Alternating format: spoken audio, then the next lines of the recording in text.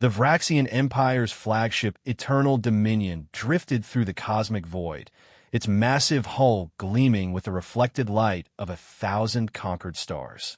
Commander Zelthar stood before the holographic display, his four arms crossed in contemplation as he studied the galactic map.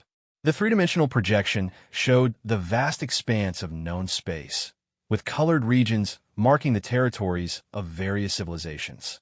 The Vraxian Empire's purple domain stretched across nearly a third of the galaxy, encompassing hundreds of star systems and thousands of worlds.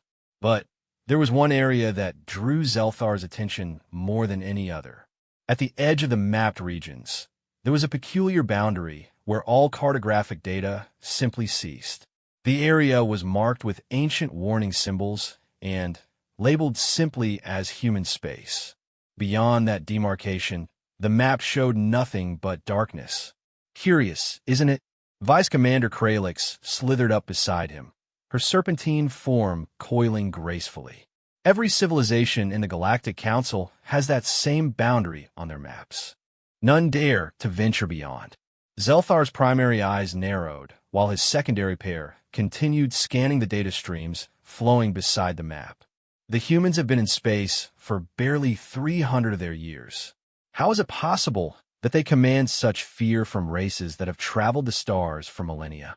The old stories, Kralix hissed softly, the Antherian incident, the Melody massacre, the complete erasure of the Zephyr Confederation.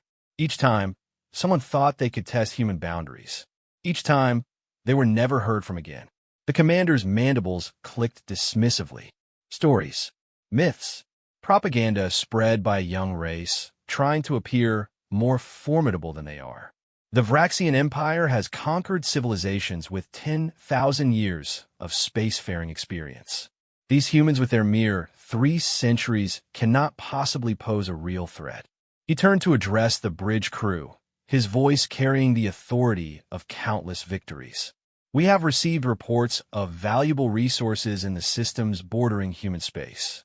Resources that technically lie outside their claimed territory, but within the buffer zone that others are too cowardly to explore. The Empire needs those resources. We will take them. A nervous rustle spread through the bridge crew. The navigation officer, a crystalline being whose facets flickered with uncertainty, spoke up.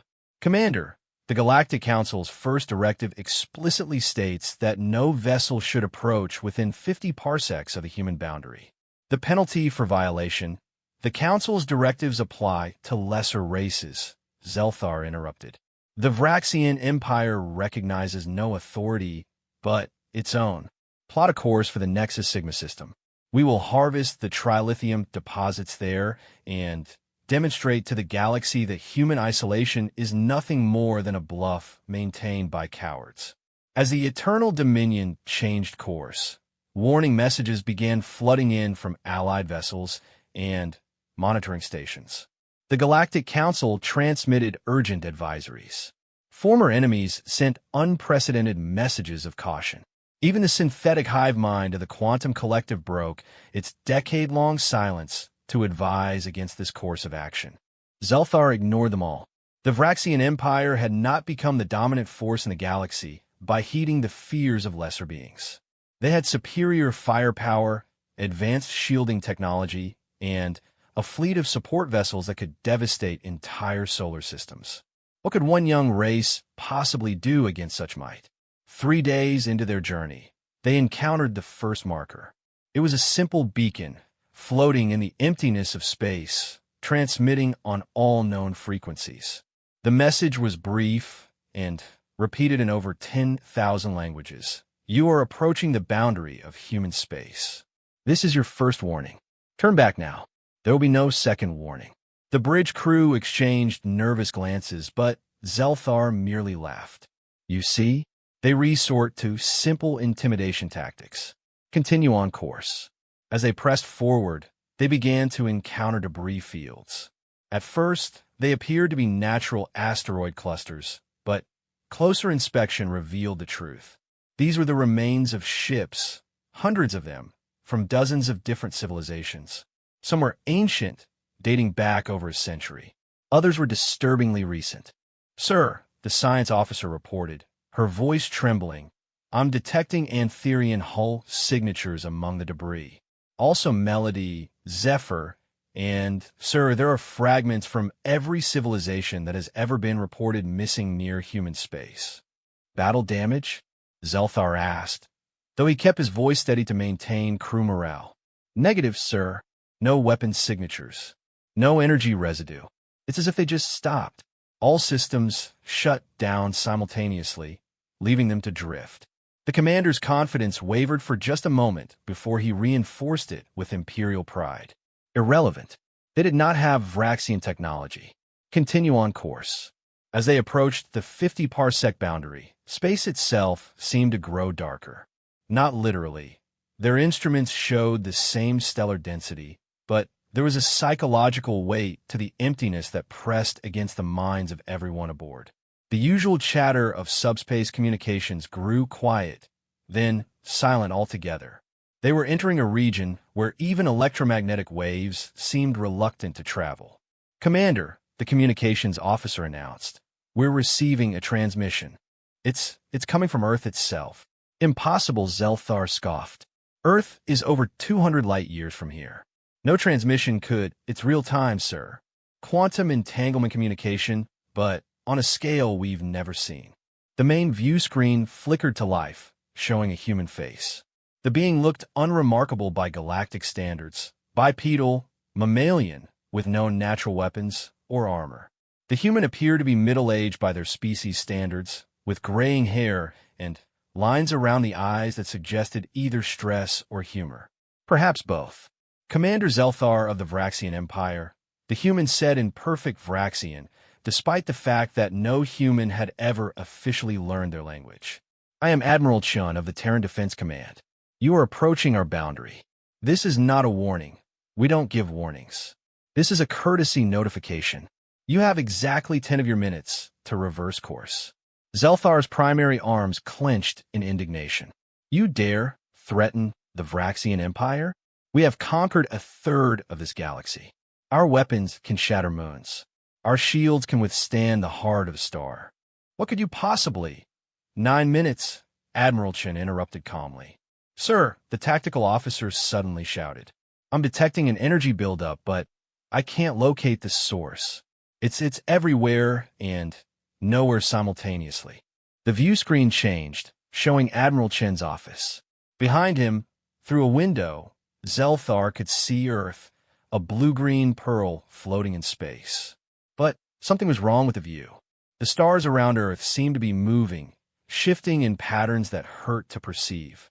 "You see, Commander," Admiral Chun continued conversationally, "everyone assumes our borders exist to keep others out. That's partially true, but they primarily exist to keep us in, to keep what we become contained." 8 minutes. "What are you talking about?" Zelthar demanded, though unease was creeping into his voice. Chun leaned back in his chair, a sad smile on his face. 300 years ago, humanity discovered something in the quantum foam, a truth about reality that no species should have to bear. It changed us, evolved us, made us into something that exists partially outside the normal flow of space-time. We isolated ourselves not out of fear or xenophobia, but out of mercy. For you. The energy readings were climbing exponentially now. Instruments across the bridge began malfunctioning, showing impossible readings. The fabric of space around them seemed to be vibrating at frequencies that shouldn't exist. 7 minutes, Chin said softly. "Please, Commander, for the sake of your crew, turn back. Once you cross our boundary, once you fully enter our sphere of influence, the transformation begins. You'll see reality as we see it. You'll understand the truth that drives sapient minds to madness. And, worst of all, you'll become like us, trapped between what is and what could be forever changed, forever isolated." Zelthar's secondary eyes were now fixed on the debris field they had passed. With growing horror, he realized the ships weren't destroyed. They were frozen, caught in temporal loops, their crews likely still alive, but experiencing a single moment stretched into eternity. "What are you?" he whispered. "We are what happens when a species learns too much too fast. Chen replied. We are the consequence of curiosity unchecked. We are humanity, and we are terribly, irreversibly sorry for what we've become. 5 minutes. The commander's pride warred with his growing fear. The Vraxian Empire had never retreated, never shown weakness. But the readings were becoming more disturbing by the second. Space-time itself was beginning to buckle around them. Crew members were reporting temporal anomalies, seeing themselves from moments in the past, experiencing effects before causes. Sir, the navigation officer reported, her crystalline form fracturing with stress. I'm plotting multiple versions of our course simultaneously. We're approaching the boundary in all timelines. For minutes, on the view screen, Admiral Chun stood up, his expression one of genuine regret. Commander, I've watched this scenario play out across 17 different probability streams. In 6 of them, you turn back now and live to warn others.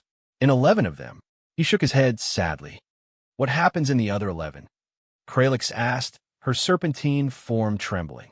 You join us, Chen said simply.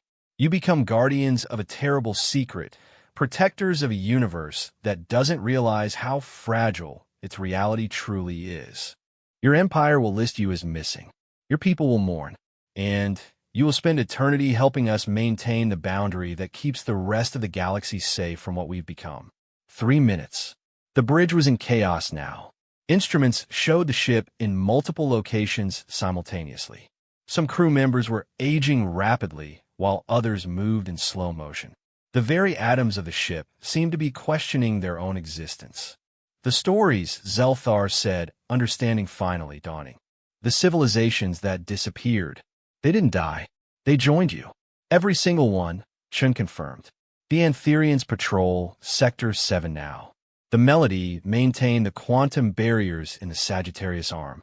The Zephyr Confederation helps us monitor the temporal streams.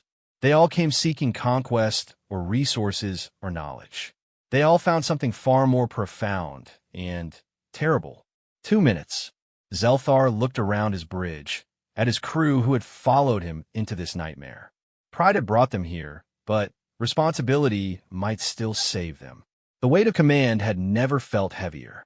All stop, he commanded, his voice barely above a whisper. Then, louder with the authority that had won him 100 battles. All stop. Reverse course. Maximum speed. The Eternal Dominion shuddered as its massive engines fought against their own momentum. The fabric of space seemed to resist their retreat, as if once started on this path. The universe itself conspired to complete the journey. But slowly, agonizingly, they began to pull away from the boundary. 1 minute, Admiral Chen said, and for the first time, there was relief in his voice. You're going to make it, Commander. You chose wisely. As they retreated, the strange readings began to fade. The temporal anomalies decreased. Reality reasserted itself with almost palpable relief. But the memory of what they had almost become, what they had almost seen, lingered like a half-remembered nightmare. Commander, Chen's image was beginning to fade as they moved out of range of whatever impossible technology allowed real-time communication across such distances. When you return to Council space, they'll ask you what you found. Tell them the truth. Tell them the boundary exists for their protection. Tell them that humanity guards the gates not as conquerors, but as prisoners of our own transcendence. What? Zelthar asked. Why warn others away? Why not let the galaxy share in your evolution? Chen's sad smile was the last thing they saw before the transmission ended. Because, Commander, there are some prices too high to pay for power. Some knowledge too terrible to bear. We made our choice 300 years ago, and we'll live with the consequences forever. Don't let others make the same mistake. The view screen went dark. The Eternal Dominion continued its retreat, passing the debris fields that now seemed less like graveyards and more like monuments to humanity's desperate mercy. Each frozen ship a warning, each stopped vessel a guardian, preventing others from sharing humanity's fate. Sir, Kralix ventured after long minutes of silence. What do we tell the Empire? Zelthar stared at the galactic map, at the dark boundary that he now understood was not a border, but a quarantine. We tell them the truth. We tell them that the map ends at human space for a reason. And we tell them that some boundaries should never be crossed, some warnings should never be ignored, and some prices should never be paid. He turned to his navigation officer. Update our charts. Extend the no-approach zone by another 100 parsecs. And add a new designation to human space. What designation, sir? Zelthar thought of Admiral Chen's sad smile, of the twisted space-time around their border, of the civilizations that had joined humanity in their eternal vigil. Here, there be dragons, he said quietly. Here, there be dragons who were once like us, who paid too high a price for knowledge, and who now guard the gates of hell itself to keep the rest of us safe. As the Eternal Dominion fled back towards civilized space, its crew forever changed by their near encounter with transcendence, the boundary of human space remained. Silent, watching, waiting, a line drawn not in conquest, but in quarantine, maintained by a species that had evolved beyond the physical and now served as unwilling guardians of a secret too terrible to share. The galactic map ended at human space, and now at least one ship understood why.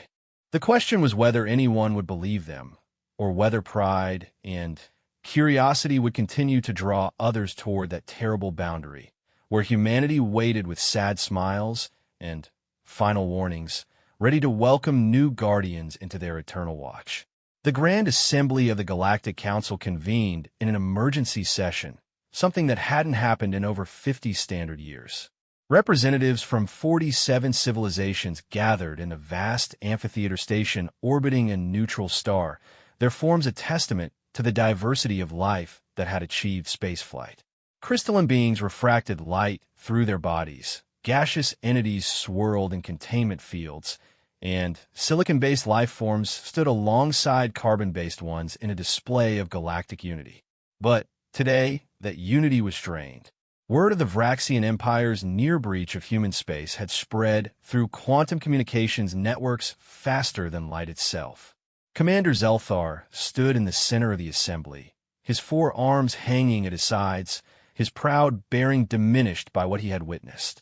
Tell them what you told us, Supreme Arbiter Melaxis commanded, her trilobed brain pulsing with bioluminescent thought patterns. Let all hear the testimony of one who approached the boundary and lived to speak of it. Zelthar's primary eyes swept across the assembly. He saw skepticism in some faces, fear in others, and, in a few, the dangerous glint of curiosity that he recognized all too well. It was the same look he'd had before his fateful journey. The human boundary is not what we believed, he began, his voice carrying through the chamber's perfect acoustics. It is not a border defending territory. It is a quarantine containing something that should not exist. A ripple of murmurs passed through the assembly. The Corvan delegate, a being of pure energy contained in a mechanical shell, pulsed indignantly. Preposterous. Humans are barely type, 1.5 on the Kardashev scale. They've shown no signs of advanced technology in their limited interactions with other species. That's what I thought, Zelthar admitted, until I saw space itself bend around their border, until my crew experienced temporal anomalies that shouldn't be possible, until Admiral Chun of their defense command spoke to me in real time from Earth, over 200 light-years away. Impossible, several delegates voiced simultaneously. I have the sensor logs, Zelthar continued, gesturing to the holographic displays that materialized around the chamber. Though I warn you, viewing them may cause psychological distress. Reality becomes fluid near their space. The data played out before the assembly. They watched the Eternal Dominions approach, saw the impossible readings, witnessed the temporal distortions. Several delegates had to look away when the footage showed crew members existing in multiple time streams simultaneously. But it was the debris fields that caused the greatest stir. Enhanced scans showed ships from civilizations that had vanished over the past 2 centuries, all perfectly preserved, all frozen at the moment of their transition across the human boundary. By the 7 suns, whispered the Altarian representative, her feathers rustling with anxiety. Those are Zephyr Confederation dreadnoughts. They had technology that could crack planets, and they're just stopped. Not destroyed, Zelthar emphasized. Stopped. Frozen in a single moment, possibly forever. Admiral Chin claimed they had joined humanity in guarding the boundary. He said they were protecting us from what lies beyond. Supreme Arbiter Melaxis extended her sensory tendrils, interfacing directly with the data streams. What she found there made her recoil, her bioluminescence flickering in distress. These readings, they suggest a fundamental alteration of space-time constants. If accurate, this implies humanity has achieved something beyond conventional physics. Or found something, suggested the ancient Vorthak eldest, who had remained silent until now. His species had been traveling the stars longer than any other in the Council. There are legends, old even by our standards. Stories of civilizations that delved too deep into the quantum realm and found truths that unmade them. We always dismissed them as cautionary tales. The assembly fell silent. The Vorthak were known for their vast historical archives and their reluctance to speak of certain ancient events. If they were drawing parallels, "What do you know?" Melaxis asked directly. The Vorthak eldest compound eyes dimmed with memory. 12,000 years ago, when my people were young to the stars, we encountered ruins on a world near the galactic core. Not just buildings or technology, ruins of mathematics itself. Equations carved into reality that hurt to perceive. The expedition team that investigated too closely changed. They spoke of seeing the universe as it truly was, without the comforting filters of limited perception. They had to be contained. Contained how? Someone asked. We collapsed the star system, the eldest said simply. It was the only way to prevent the spread of what they had become. Even now, that region of space is marked as forbidden in our charts. We never spoke of it, hoping the knowledge would die with time. But if humanity has found something similar, a new voice interrupted the growing panic. May I address the assembly? All eyes turned to a figure that had materialized at the edge of the chamber. Literally materialized, as no ship had been detected approaching the station. It appeared human, but there was something fundamentally wrong about its presence. It seemed to exist at slightly different angles than the rest of reality, as if viewed through a prism that showed too many dimensions. Security forces moved to intercept, but their weapons simply passed through the space where the figure seemed to be. Or perhaps it was that the figure existed in a space slightly adjacent to where it appeared to be. The physics-defying nature of its presence made several delegates physically ill. "I am Ambassador Wells of the Terran Diplomatic Corps," the figure said, its voice somehow coming from everywhere and nowhere simultaneously. "I apologize for the intrusion, but we've been monitoring your discussion. We thought it time to provide clarification." "How did you get here?" Melaxis demanded, though her voice shook with the effort of focusing on the impossible figure. "I've always been here," Wells replied. "I will be here. I was here." Temporal linguistics are difficult when you exist partially outside linear time. "May I continue?" The assembly, too stunned to object, remained silent. Wells gestured, and the chamber's holographic projectors activated without any apparent interface. They showed Earth as it was 300 years ago, a blue marble teeming with life, surrounded by primitive satellites and early space stations. "We were like you once," Wells began. "Curious, ambitious, certain that the universe operated according to discoverable rules that we could master. Our scientists were investigating quantum entanglement, trying to achieve faster-than-light communication. They succeeded, but in doing so, they punched a hole through the fabric of reality itself. The image changed, showing a laboratory deep beneath Earth's surface. Scientists in protective gear worked around a massive ring of exotic machinery. At its center, reality seemed to fold in on itself. Dr. Sarek Chun, ancestor of the admiral you met, Commander Zelthar, was the first to look directly into the quantum foam without the protective barriers of limited perception. What she saw there changed her irrevocably. She saw that reality as we understand it is merely a consensus, a shared hallucination that allows consciousness to function without going mad from the true nature of existence. The hologram showed Dr. Chun after her exposure. She looked normal at first glance, but careful observation revealed the wrongness. She existed in multiple positions simultaneously. Her movements preceded their intentions. Her words sometimes answered questions before they were asked. The change spread, Wells continued. Not like a disease, but like understanding. Once you truly see how reality works, you can't unsee it. You can't go back to believing in the comfortable lies of linear time and discrete existence. Within a decade, a third of humanity had been exposed. Within 50 years, we all had. But the Corvin delegates struggled for words, functional, coherent. Wells smiled, and the expression was infinitely sad. We learned to constrain ourselves, to pretend to be what we once were. But it's like asking a three-dimensional being to live as a shadow on a wall. We can do it, but we're always aware of what we're missing, always tempted to step outside the boundaries we've set for ourselves. The images shifted, showing the construction of the boundary markers, the establishment of the quarantine zone. Humans working with a desperate efficiency, racing against their own evolution. We realized what we had become posed an existential threat to every other form of life in the galaxy, Wells explained. Our mere presence began to affect local space-time. Observers who interacted with us too closely started to see reality as we did.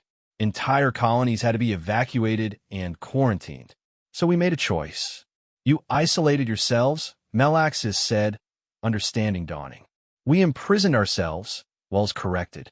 We created the boundary not to keep you out, but to keep ourselves in. Every marker, every warning, every frozen ship serves as both deterrent and anchor, helping us remember why we must remain contained. But the ships, Zelthar interjected. You said they joined you. The crews are with us now, Wells confirmed. When someone crosses fully into our space, they begin to perceive reality as we do. The transformation is irreversible. We try to warn them, but some always believe they're different, special, capable of resisting what we've become. They're wrong. So they join our vigil, help us maintain the barriers that protect you from us. The assembly digested this in horrified silence. Finally, the pragmatic Nexary trade representative spoke. What do you want from us? Nothing, Wells said simply. We've taken what we need, the resources from dead systems within our space, the energy from stars that burn in spectrums you can't perceive. We want only to be left alone, to continue our watch, to protect you from the temptation we represent. Temptation? Someone asked. Wells' form flickered, and, for a moment, the assembly saw them as they truly were, a being existing in dozens of dimensions simultaneously. Their consciousness spread across probability streams like a vast web of thought and possibility. The sight lasted only an instant before Wells reasserted their constrained form, but several delegates required medical attention from that brief exposure. The temptation of godhood, Wells said quietly. The ability to see every possible future, to exist in multiple states simultaneously, to manipulate reality through will alone. It sounds wonderful until you realize the price. Complete isolation from the rest of existence. An eternity of loneliness surrounded by beings you can no longer truly interact with without destroying them. So the boundary truly is for our protection, Melaxis summarized. Yes, but also for our sanity. Each ship that freezes at our border, each civilization that joins our watch, helps anchor us to what we once were. They remind us why we must never fully embrace what we've become. Why we must continue to play at being merely human when we're so much more and so much less than that now. The Vorthak eldest stirred. The ruins we found, were they from another civilization that underwent this transformation? Wells nodded slowly. The predecessors, you called them. They chose differently than we did. They embraced their transformation fully, ascending beyond physical existence entirely. We don't know where they went, perhaps to dimensions we can't perceive even with our expanded consciousness. But they left behind the ruins you found, the mathematics that hurt to contemplate. We've sealed those sites now, added them to our watch. No one else should have to make our choice. What if someone doesn't heed the warnings? A delegate asked. What if they come in force, trying to claim your power for themselves? Wells' expression darkened, and the temperature in the chamber seemed to drop. Then they join us, not by choice but by necessity. Space itself rebels against intrusion into our domain. Reality becomes fluid, causality breaks down. Ships find themselves arriving before they departed. Crews age backwards into non-existence or forward into dust. The lucky ones are caught by our patrol vessels and frozen before the transformation completes. The unlucky ones, they shrugged. There are worse fates than eternal stasis. The assembly exchanged worried glances. The military might they had feared from humanity was nothing compared to this. How did one fight an enemy that existed partially outside reality itself? As if reading their thoughts, Wells smiled sadly. We're not your enemy. We're your warning. With a cautionary tale made flesh. The reminder that some knowledge comes with too high a price. Respect the boundary. Heed the warnings. And be grateful that we chose imprisonment over ascension. Will you ever be free? Someone asked. Is there no way back? Perhaps, Wells admitted. We've had 300 years to study our condition. There are theories, possibilities, but each potential cure risks unleashing something worse. So we continue our watch, generation after generation, maintaining the quarantine that keeps the galaxy safe. They began to fade, their form becoming increasingly translucent. I must go. Even this brief interaction taxes the boundaries we've set for ourselves. Remember what you've learned here. Update your maps. Strengthen the warnings. And pray that no one else ever has to make the choice we did. Wait, Zelthar called out. One more question. Are you happy? Wells paused in their dissolution, considering. We are necessary, they said finally. In the end, perhaps that's enough. And then they were gone, leaving only the lingering sensation of reality slightly askew, as if the universe itself was readjusting after their presence. The assembly sat in stunned silence for long minutes. Finally, Supreme Arbiter Melaxis spoke. I call for a vote. All in favor of extending the human quarantine zone by 200 parsecs and upgrading their boundary to absolute forbidden status. Every appendage, tentacle, energy field, and hand in the chamber rose in unanimous agreement. Furthermore, Melaxis continued, I propose we establish a monitoring station at the 500 parsec mark, not to watch humanity, but to watch for anyone foolish enough to ignore our warnings. We cannot force others to heed wisdom, but we can at least bear witness to their folly. Again, unanimous agreement. As the assembly dispersed, each delegate carrying the weight of terrible knowledge back to their respective civilizations, Zelthar lingered. He stared at the spot where Wells had stood, where reality still seemed slightly wrong. The galactic map ended at human space. Now he understood it wasn't a boundary, but a precipice, and humanity stood guard at its edge, holding back not invaders, but the abyss itself. They were prisoners and protectors, damned and divine, forever changed by their glimpse behind reality's veil. The Vraxian Empire would not approach human space again. No sane civilization would. But Zelthar knew, with a cold certainty, that someday someone would ignore the warnings. Pride, greed, or simple curiosity would drive them across that terrible boundary. And when they did, humanity would be waiting, patient, sad, ready to welcome new guards to their eternal watch. The map ended at human space. And for the sake of all life in the galaxy, it always would. In the Crimson Nebula, far from the established trade routes and council oversight, a different kind of meeting was taking place. The abandoned mining station had been converted into a gathering place for those who lived in the shadows of galactic society. Pirates, mercenaries, scavengers, and others who recognized no law but profit. Captain Fixer of the Ravager fleet stood before the assembled outcasts, his cybernetic enhancements gleaming in the dim light. Unlike the council representatives with their fears and protocols, these beings cared only for opportunity, and Fixer was offering them the greatest opportunity in galactic history. "The Council fears human space," he announced, his voice amplified through speakers built into his throat. They spread stories of transformation and transcendence, of terrible knowledge and eternal imprisonment. But I ask you, what if they're lying? A murmur ran through the crowd. These were beings who had heard every story, every warning, but had also learned that the greatest treasures were often hidden behind the greatest fears. Think about it, Fixer continued, pacing across the makeshift stage. A species barely 300 years into spaceflight, and suddenly they control a region that everyone else is too terrified to enter.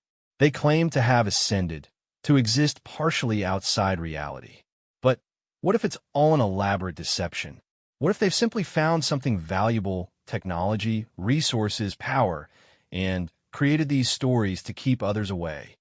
A Calorian smuggler raised a scarred tentacle. The Vraxian commander's testimony could have been manufactured, Fixer interrupted. Holographic projections, hallucinogens in the ship's air supply, electromagnetic manipulation of their instruments. We've all used similar tricks on smaller scales. Why not on a galactic one? He activated a holographic display, showing the vast region of human space. Look at this territory. Hundreds of systems, thousands of potentially habitable worlds, unlimited resources. And we're supposed to believe they're just sitting there, guarding us from some terrible knowledge? No, they're hoarding it all for themselves. The crowd's energy shifted. Greed was beginning to outweigh fear. But the frozen ships, another voice called out. The debris fields, stage dressing, Fixer dismissed. Leave some wrecks around, disable a few ships with EMP weapons, let them drift as warnings. It's basic psychological warfare. Make the first few examples dramatic enough, and no one tests your defenses again. He leaned forward, his optical implants glowing with intensity. I've spent the last 5 years studying every report, every encounter, every piece of data about human space. And you know what I found? Patterns. Inconsistencies. The kind of small mistakes that happen when you're maintaining a massive deception. The display changed, showing analysis of the various encounters. Notice how they always make contact just before ships reach their boundary? Always with just enough time for a warning? That suggests surveillance technology, not omniscient awareness. Notice how the transcendent humans who appear at council meetings always manifest at the edge of chambers, where holographic projectors have maximum coverage. Coincidence? A Vraxian deserter, one of many who had fled rather than face dishonor after Zelthar's retreat, stood up. I was there. I saw the temporal anomalies. Crew members aging and de-aging, existing in multiple places. Did you analyze the environmental readings? Fixer challenged. Because I did. Every ship that reported such anomalies also showed traces of chronotin particles in their air supply. Do you know what concentrated chronotins do to biological perception? They create exactly those kinds of hallucinations. The deserter fell silent, uncertainty replacing conviction. Fixer pressed his advantage. The humans are clever. I'll give them that. They've created the perfect defense. A boundary protected not by weapons or shields, but by fear itself. But fear only works on those who accept it.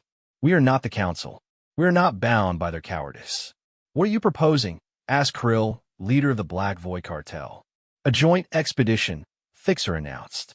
Not one ship approaching tentatively, ready to flee at the first warning. A full fleet, moving fast and hard, punching through their boundary before they can mount their psychological operations. Once we're inside, once we see human space for what it really is, a territory like any other, the illusion breaks. And if you're wrong, someone called out. If the stories are true, Fixer's smile was predatory. Then we become gods. Either way, we win. The crowd erupted in discussion.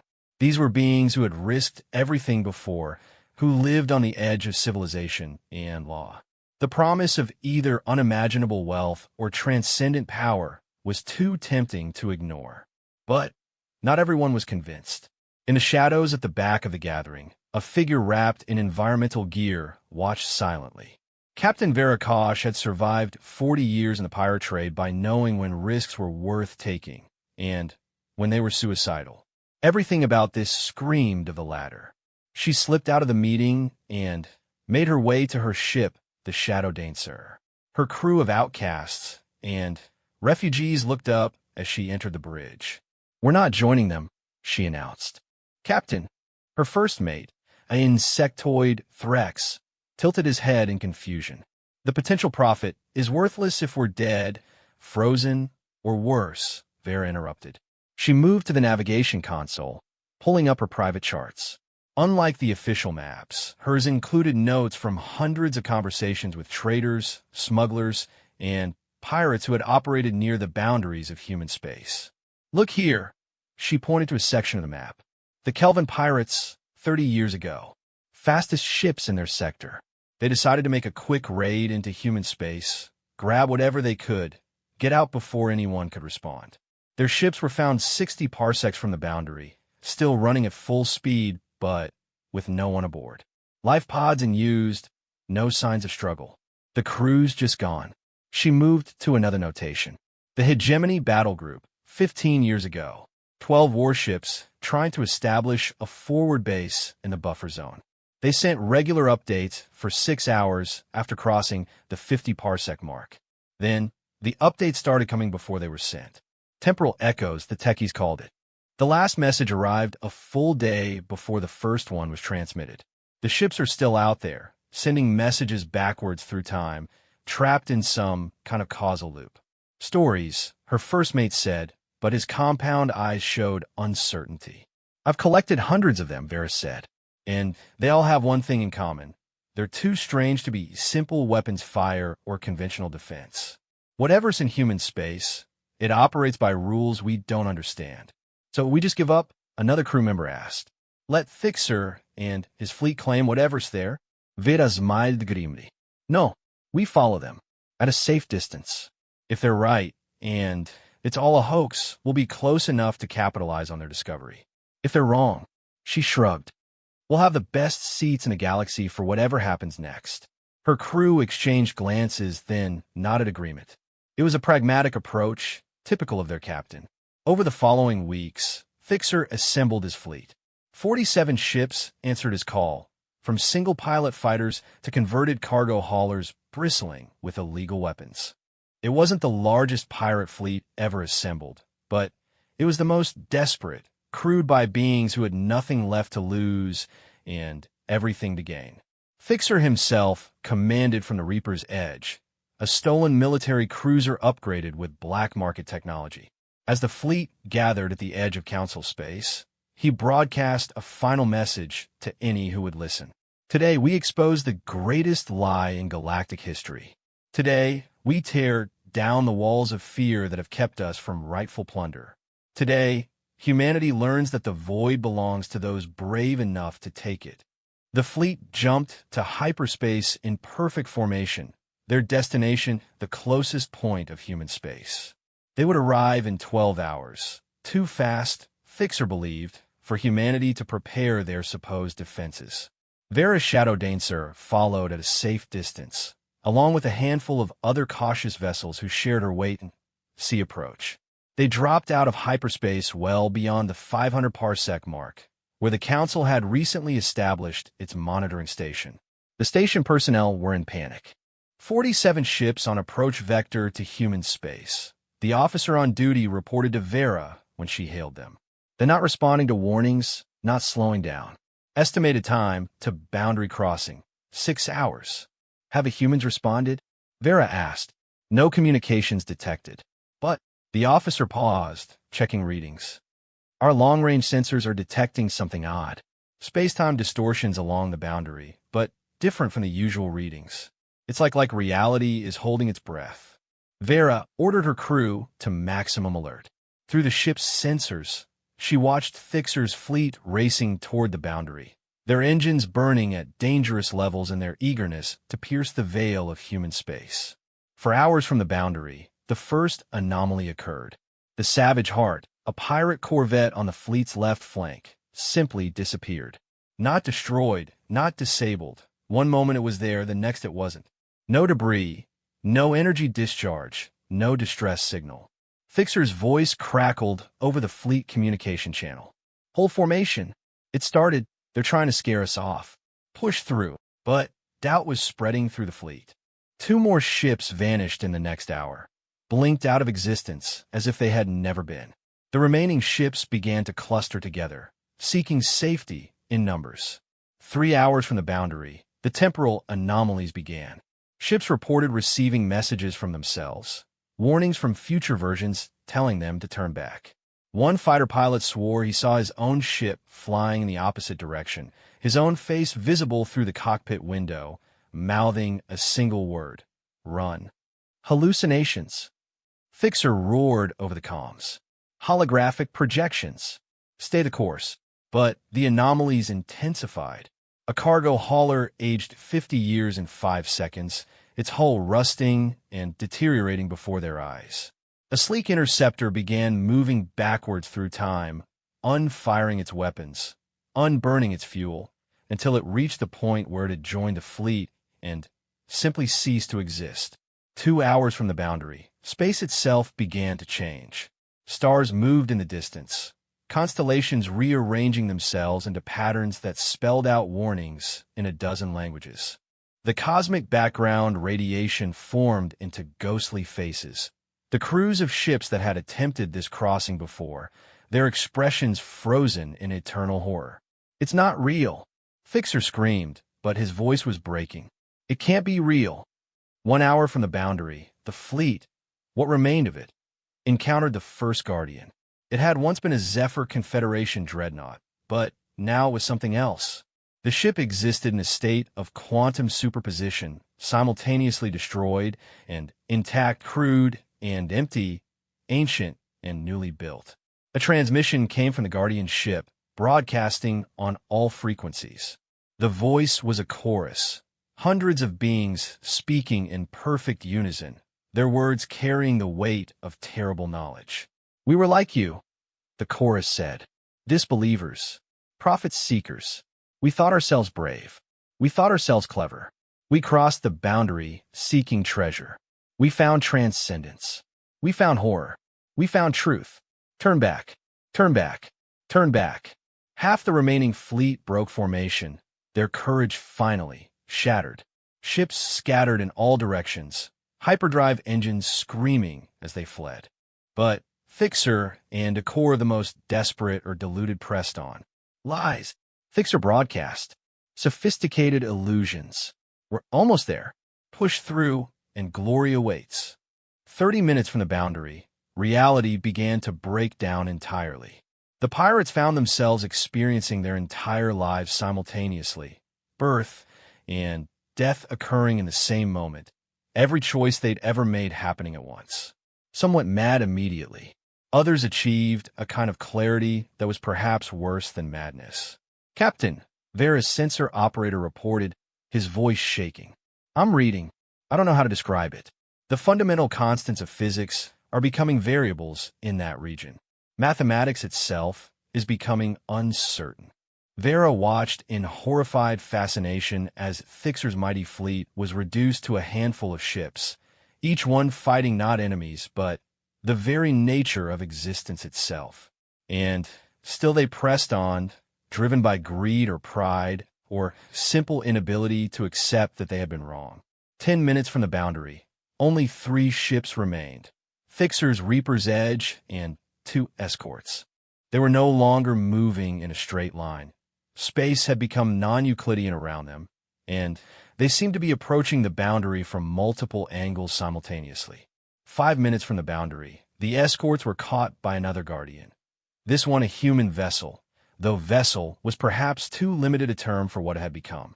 It existed as a probability cloud, a ship-shaped region where reality was negotiable. It didn't attack the escorts so much as absorb them, incorporating them into its quantum uncertainty. 1 minute from the boundary, Fixer's ship stood alone.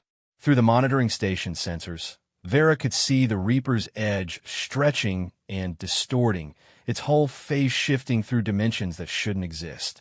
Fixer's final transmission was a scream that started as defiance and ended as understanding. And then he crossed the boundary. For a moment, nothing happened. The Reaper's Edge continued forward, intact and apparently unharmed. Then, the change began. It started at the molecular level, atoms questioning their own existence, spreading outward until the entire ship was caught in an ontological crisis. It became every possible version of itself simultaneously, factory new and ancient beyond measure, crude by the living and the dead, existing and not existing in a paradox that hurt to observe. Through it all, Fixer's voice continued to broadcast. But it was no longer a voice of conquest or greed. It was the voice of someone who had looked behind the curtain of reality and found the machinery of the universe exposed in all its terrible glory. "I see it now," he whispered, his words echoing across probability streams. "The humans didn't find power. They found the truth. The awful, wonderful, terrifying truth. Reality is just a consensus. Time is just a direction. Death is just a transition. We are all so much more and less than we believed." The Reaper's Edge began to change, transforming into something that could exist in its new state of enlightenment. It became a guardian, taking its place among the other watchers at the boundary. Fixer's final message was broadcast on all frequencies, a warning and a welcome combined. The map ends a human space. Come join us in guarding the edge of everything. Come see the truth that breaks minds and makes them whole again. Come understand why we can never go back. The boundary is not a wall, it's a mirror. And once you see your true reflection, you can never unsee it again. Back at the monitoring station, Vera and the other survivors sat in stunned silence. 47 ships had challenged the boundary. None had returned unchanged. The skeptics had become believers in the most horrifying way possible. "Orders, Captain," her first mate asked quietly. Vera stared at the readings, showing the new Guardian that had once been Fixer's proud flagship. "We leave. We spread the word. And we make sure everyone knows the warnings aren't lies. They're mercy." As the Shadow Daneser and the other surviving ships fled back towards civilized space, the boundary of human space remained unchanged. The Guardians continued their eternal watch, frozen in the moment of their transcendence, forever protecting the galaxy from the truth they had discovered.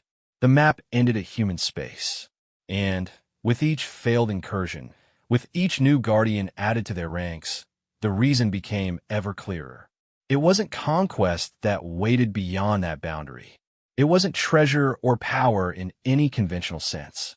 It was the end of everything one believed about the nature of existence, and the beginning of something far stranger, far more terrible, and far more wonderful than any mind could comprehend without being forever changed by the knowledge.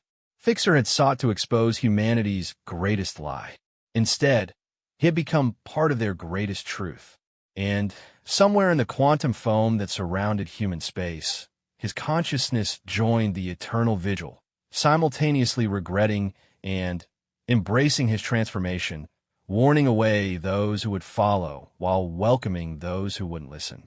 The boundary held, the Guardians watched, and the galaxy remained safe from the terrible gift of true understanding.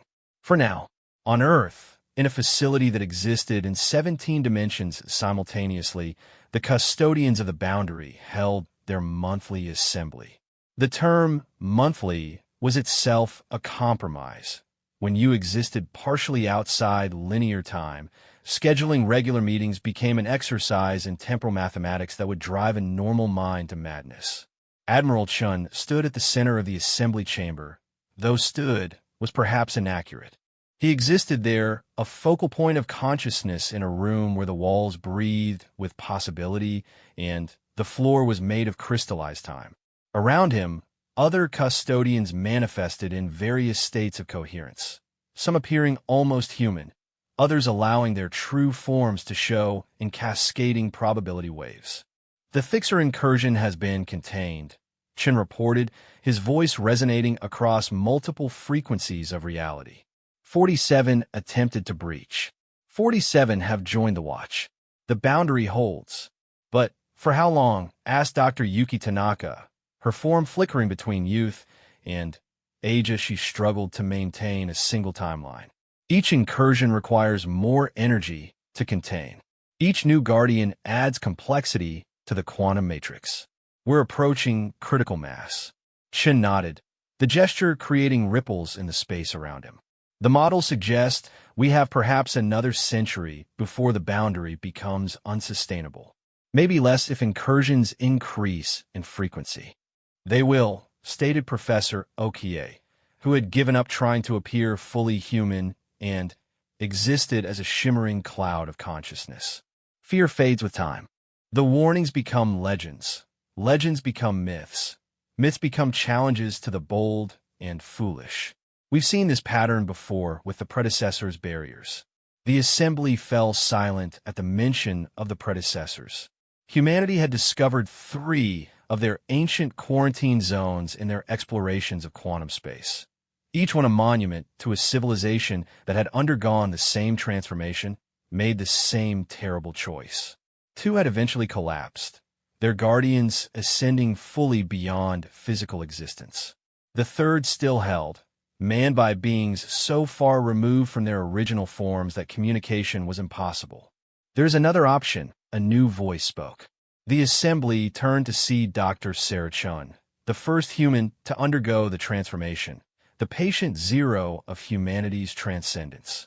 She appeared only rarely at these gatherings, spending most of her existence in the deep quantum layers where thought became reality and reality became negotiable. She manifested more fully, taking on a form that resembled her original human appearance, but with eyes that held the depth of eternity. We could complete the transformation, stop fighting what we've become, ascend fully and leave this dimension behind, and abandon our responsibility? Admiral Chun challenged, though the family connection made the disagreement more sorrowful than angry. Leave the boundary unguarded? Let others discover what we found and face the same choice. Is our guardianship truly merciful? Sarah asked. We maintain a boundary that tempts others, that draws the curious and the greedy. How many have joined our ranks because we exist as a mystery to be solved?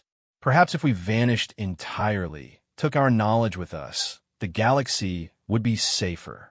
Or perhaps, Dr. Tanaka interjected, others would discover what we discovered independently.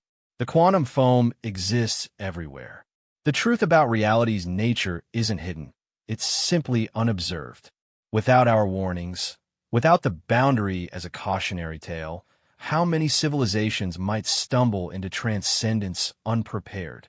The debate was old, recurring at every assembly in various forms. To stay or to ascend, to guard or to abandon, to remain partially human or to embrace fully what they had become. There was no easy answer, no clear moral choice. I have a proposal, Chun said finally. We've been reactive, waiting for others to approach our boundary, dealing with incursions as they come. What if we became proactive? The assembly's attention focused on him with an intensity that warped local space. Explain, Sarah prompted. Chun gestured, and the chamber filled with holographic displays. Though calling them holographic was like calling a symphony a series of noises. These were probability sculptures, showing potential futures in all their branching complexity. We established contact with the younger civilizations, he said. Not the ones already spacefaring, but those just beginning to explore quantum mechanics. We guide them away from the discoveries that led to our transformation. We become teachers, not just guards. Interference, Professor Okoye objected. We swore not to contaminate other cultures with our presence. We're already interfering by existing, Chun countered. Our boundary affects galactic politics, trade routes, military strategies. At least this way, our interference could be constructive. And if they don't listen? Tanaka asked. If they pursue the knowledge anyway? Chen's expression was grave. Then, at least they'll be prepared. They'll know the cost before they pay it. They can make an informed choice rather than stumbling blindly into transcendence, as we did. The assembly debated for hours, or perhaps minutes, or perhaps years. Time flowed strangely in the chamber, eddying around points of disagreement, accelerating through consensus. Finally, a decision was reached. A trial program would be initiated. Carefully selected individuals would make contact with promising civilizations, guiding their scientific development away from the dangerous paths. As the assembly dispersed, each member returning to their posts along the boundary or deep within quantum space, Sarah lingered. She approached her descendant, her presence gentle but overwhelming. "You know this is only delaying the inevitable," she said. "Eventually, someone will discover what we discovered. The truth about reality isn't something that can be hidden forever." Admiral Chen nodded. "I know, but every year we delay is another year of normal existence for trillions of beings. Every civilization we steer away from transcendence is countless lives lived in blissful ignorance of what lurks behind reality's mask." "Ignorance," Sarah mused. "Once, I would have said there was no value in it. Knowledge was everything, truth was sacred. Now," she gestured at herself, at what she had become. "Now I understand why humans once said ignorance is bliss. There are some truths too heavy for consciousness to bear while remaining sane." "Do you regret it?" Chen asked, a question he'd wanted to ask for decades, but never dared. "The discovery? The transformation?" Sarah considered, her form cycling through 1,000 possible responses before settling on one. "Regret implies I wish I had chosen differently. But once you see the truth, there is no choice. There is only acceptance or madness. I chose acceptance. We all did in our own ways." She paused. "But if I could go back, knowing what I know now, I would destroy my research. I would burn my notes. I would do everything in my power to prevent anyone from making the discovery I made." "But you can't go back," Chen said softly. "No," Sarah agreed. "Time may be more fluid than humans once believed, but causality still has rules. Even we cannot change our own origins without unmaking ourselves entirely. So we go forward. We guard. We guide. We hope that our sacrifice means something." She began to fade, returning to the deep quantum layers where she spent most of her existence. "Take care, Admiral. The burden of leadership is heavy even for we who exist beyond conventional physics. Don't let it break you as it broke the predecessor's guardians." Chen remained in the empty chamber, contemplating the weight of their situation. Outside, beyond the walls that existed in too many dimensions to count, Earth continued its orbit around Sol. It looked the same as it had 3 centuries ago: blue oceans, white clouds, brown and green continents. But it was an illusion, a projection maintained for the sake of nostalgia and sanity. The real Earth had long since been transformed into something beyond conventional matter. It existed in a state of quantum superposition, simultaneously material and immaterial, present in this dimension and spread across countless others. Its inhabitants, those who had chosen to remain rather than joining the Guardian fleets, lived in a paradise or a hell of their own making, their reality shaped by will and consciousness rather than physics. Chun made his way to the observation deck, a space designed to look like something from old Earth. Wood and brass and glass, a reminder of what humanity had been before their transformation. Through the windows that weren't really windows, he could see the boundary. It appeared as a shimmering wall of light from this perspective, but he knew that was just another comfortable illusion. The real boundary existed in dimensions that human language had no words for. Along its length, the Guardian ships maintained their eternal vigil. Thousands of them now, human vessels and alien ones, all transformed by their passage across the boundary, all united in their shared burden. They didn't communicate in any conventional sense, but Chun could feel their presence, their combined will holding the quarantine in place. A new presence appeared beside him, Ambassador Wells, returning from the Galactic Council meeting.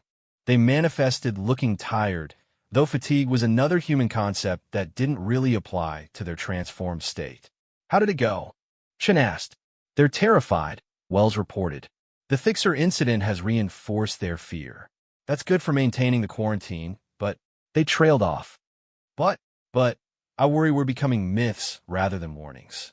The younger races, the ones just achieving spaceflight, they hear the stories and think them exaggerations.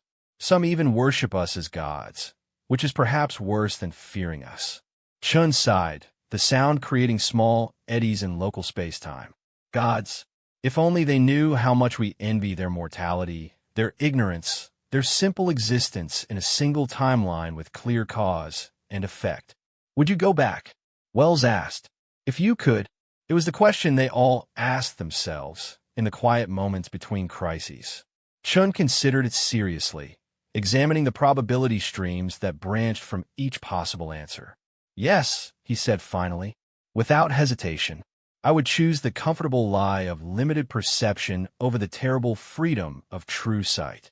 But that choice was taken from us the moment Sarah Chun looked into the quantum foam. Now, all we can do is ensure others don't lose that choice as well. A alert resonated through the facility. Not an alarm, but a notification. Somewhere along the boundary, another ship was approaching. Another warning to be delivered. Another potential incursion to prevent. Another soul to save from the terrible gift of transcendence. Or another guardian to welcome into their eternal vigil. Chun straightened, resuming his role as admiral, as guardian, as protector. Send me the coordinates.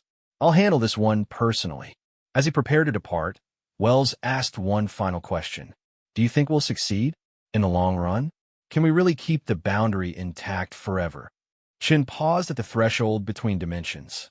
Forever is a concept that loses meaning when you exist outside linear time. But we'll maintain it as long as we can. And when we can't, he shrugged. Then the galaxy will face the same choice we did. And may they choose more wisely than we did.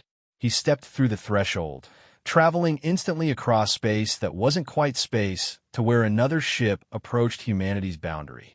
Another captain driven by curiosity or greed or noble intentions that would mean nothing once they crossed into a realm where intention itself became fluid. The map ended at human space. Chun would ensure it continued to do so, for as long as consciousness could hold back the tide of transcendence. It wasn't much of a purpose for a species that had touched the fundamental nature of reality itself. But it was enough. It had to be. In the facility on Earth that wasn't quite Earth, Ambassador Wells remained at the observation window, watching the eternal dance of the Guardians. Each one a tragedy, each one a victory, each one a reminder that some boundaries should never be crossed, some knowledge should never be sought, and some prices should never be paid. The transformation had given humanity powers that the ancient myths had attributed to gods. The ability to manipulate reality, to exist across multiple dimensions, to see all possible futures and pasts. But with those powers had come a curse. The inability to truly connect with the universe they had once been part of, the eternal isolation of those who had seen too much. They were humanity evolved beyond recognition. They were protectors, guardians, wardens of a prison of their own making. They were warnings made flesh, sacrifices to the altar of undiscovered truth. And until the boundary failed, until their vigil ended, until the galaxy either learned wisdom or joined them in transcendence, they would remain. Watching, waiting, warning. The map ended at human space, and humanity would pay any price to keep it that way. 1,000 years had passed since humanity first discovered the truth hidden in the quantum foam. The boundaries still held, but it had become something more complex than a simple quarantine line. It was now a living monument to the price of ultimate knowledge, maintained by hundreds of thousands of guardians from dozens of species who had attempted to breach it over the centuries. In the deep archives of the Galactic Council, a young Altarian researcher named Solara was conducting her doctoral thesis on the history of human space. She had spent years collecting every fragment of data, every witness testimony, every scientific reading related to the boundary. Most scholars avoided the topic. It was considered academically dangerous, leading too often to obsession and madness. But Solara was driven by a need to understand. She sat in the archive's viewing chamber, surrounded by holographic displays showing 10 centuries of incidents. The pattern was always the same: approach, warning, transformation, or retreat. But something had been nagging at her, a detail that didn't quite fit the established narrative. "Computer," she said, her feathered crest rippling with concentration. "Display all recorded communications from human representatives, chronological order." The displays shifted, showing hundreds of messages, warnings, and explanations delivered by various human manifestations over the centuries. Admiral Chun featured prominently in the early centuries, later replaced by others as even transcendent beings apparently needed to rotate duties to maintain some semblance of sanity. Now highlight all references to the original discovery. The moment humanity first breached the quantum foam, the highlights appeared, and Solara leaned forward. There it was, the inconsistency she had sensed. In the earliest recorded warnings, the humans spoke of discovering something in the quantum foam. But in later communications, the language had subtly shifted. They spoke of encountering something, of making contact with something. A chill ran down Solara's spine. She pulled up the oldest records, dating back to before humanity's transformation. Scientific journals from Earth, archived by traders who had visited before the boundary was established. The papers by Dr. Sarah Chun, discussing her research into quantum entanglement. Computer analyzed the quantum equations in Chen's final paper, compared to known physics models. The analysis ran for several minutes before delivering its verdict. Equations consistent with theoretical framework but contain anomalous variables. Variables appear to reference external dimensional factors not present in standard quantum mechanics. Solara's breathing quickened. External dimensional factors. As if something from outside their reality had influenced the equations, guided the discovery. She dove deeper into the archives, pulling up records from other civilizations that had undergone similar transformations throughout galactic history. The predecessors, whose ruins humanity now guarded. The vanished ones, who had left only mathematical scars on reality. The first singers, whose transformation had occurred so long ago that they were considered myths even by the oldest races. In every case, when she could find the relevant data, the pattern was the same. A civilization reached a certain level of quantum understanding, made a specific breakthrough, and then transformation. Always the same transformation. Always resulting in beings that existed partially outside normal reality. "It's not random," she whispered to herself. "It's not just a natural consequence of discovery. Something is waiting in the quantum foam. Something that has been waiting for a very, very long time." Her research took on a new urgency. She cross-referenced the timing of each transformation with galactic events, stellar positions, quantum flux readings. A pattern began to emerge. Not clear enough to be certain, but suggestive. The transformations seemed to follow a rhythm, a cosmic heartbeat counting out eons. Late one night, as Solara worked alone in the archives, she detected an anomaly. One of her displays was showing data she hadn't requested, a real-time feed from somewhere inside human space. That should have been impossible. No signals escaped the boundary. The feed showed a chamber that hurt to look at, its geometry following rules that three-dimensional minds couldn't properly process. In the center sat a figure that might once have been human, though it was hard to tell. It was surrounded by wisps of light that moved with purpose and intelligence. "Hello, Solara," the figure said, and she realized with shock that it was addressing her directly. "We've been monitoring your research. You're very close to a truth that we ourselves only recently understood. How are you? Speaking to you. The same way we do everything now, by existing partially outside the normal flow of causality. But that's not important. What matters is what you've discovered. Or rather, what you're about to discover." The figure gestured, and the wisps of light coalesced into a display. Not holographic, but something that bypassed her eyes entirely and appeared directly in her consciousness. It showed the quantum foam, but from a perspective no mortal instrument could achieve. And There, lurking in the spaces between spaces, was something vast, ancient, waiting. We called it transcendence. The figure continued. We thought we had evolved, ascended to a higher state of being. But that was pride speaking. We didn't transcend. We were transformed, changed into something useful for a purpose we're only beginning to understand. Solara's mind reeled. What is it? What's in a quantum foam? We don't know. Not fully. It's older than our universe, perhaps older than the concept of age itself. It exists in dimensions we can barely perceive, even with our expanded consciousness. But we know what it does. It waits for civilizations to develop quantum technology to a specific level. Then it recruits them. Recruits them for what? The figure's form shifted, showing its uncertainty. We're still trying to understand that. We know we're being used as a kind of immune system, preventing premature quantum breakthroughs that might damage reality itself. But whether we're antibodies fighting an infection or white blood cells serving the organism's purpose, we can't tell. Why are you telling me this? Solara asked, though part of her already knew the answer. Because the pattern you've discovered suggests the next recruitment phase is approaching. Multiple civilizations across the galaxy are nearing the quantum threshold simultaneously. If they all break through at once, the figure trailed off, but the implications were clear. The boundary would collapse, Solara said. You couldn't contain that many transformations at once.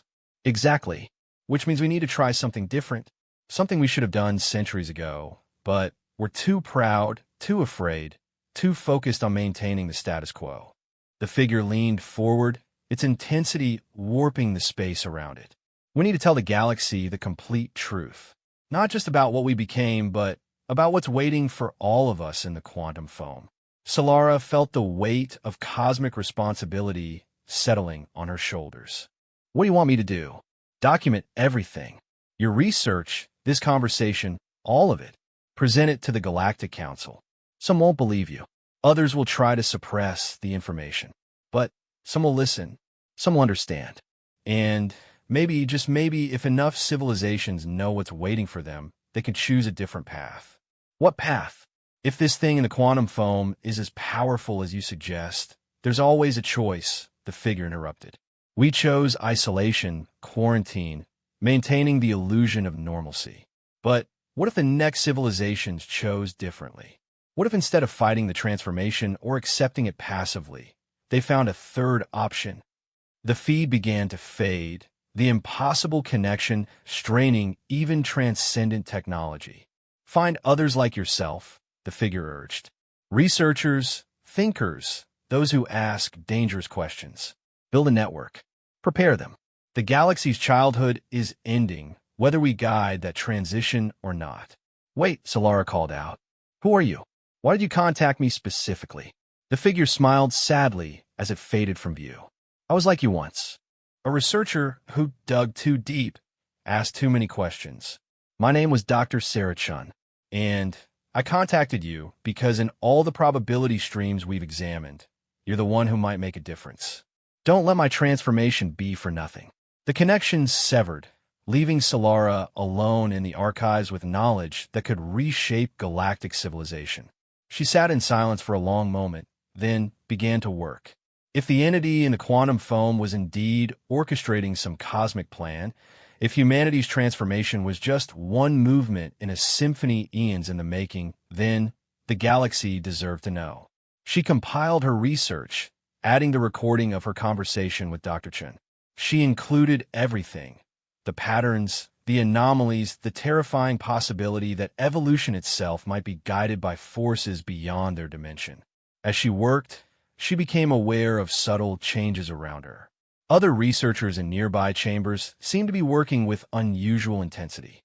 Security guards passed by her station more frequently than normal. The archive systems began displaying minor glitches that felt too purposeful to be random. The network Dr. Chen had mentioned, it was already forming. Others had been contacted, given pieces of the puzzle. Across the galaxy, a web of understanding was being woven by those brave enough to look beyond the comforting lies of limited perception.